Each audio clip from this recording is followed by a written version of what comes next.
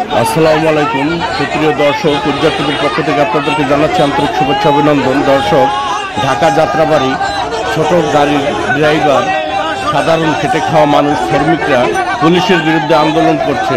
তাদের রেকার বিল 1300 থেকে 1500 টাকা পর্যন্ত ধরে, তাই শ্রমিকরা পুলিশের বিরুদ্ধে আন্দোলন করছে ঢাকা যাত্রাবাড়ি। দেখুন সেই দৃশ্যটি দর্শক।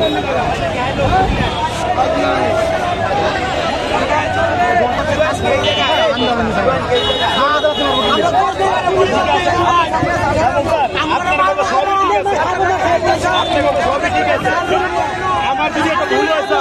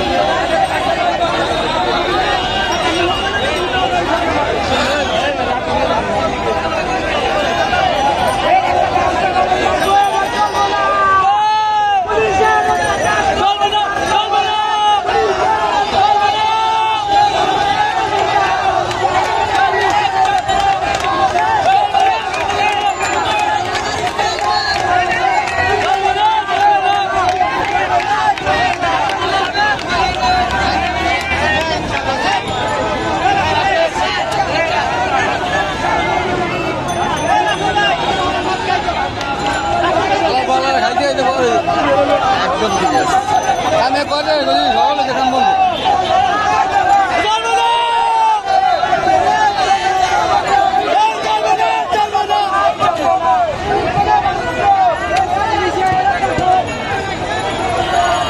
পুরা যাত্রাবাড়ি বলো ধোলাই পার ঘুরেন, তারপর আমার ভিডিও বার ঘুরে নিয়ে ধোলাই পার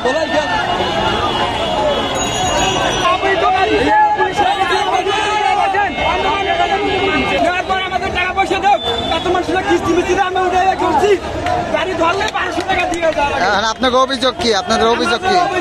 আমাদের গাড়ি ধরবে না, বেকার বিল কোনো হবে না।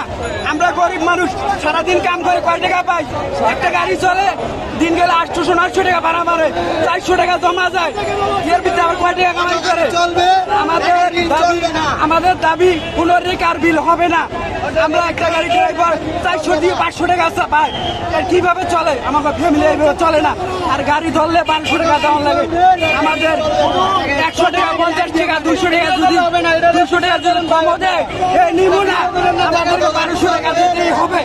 আমাদের 100 টাকা আমি কম দিচ্ছি, নেবে না। এখন আপনারা কি চাচ্ছেন? আপনার দাবি কি? আমাদের দাবি কোনো চলবে, আমাদের প্রধানমন্ত্রী নিজেই কয়ে দিচ্ছে গাড়ি চলবে, সেখানে পুলিশেরা কেন ধরছে গাড়ি?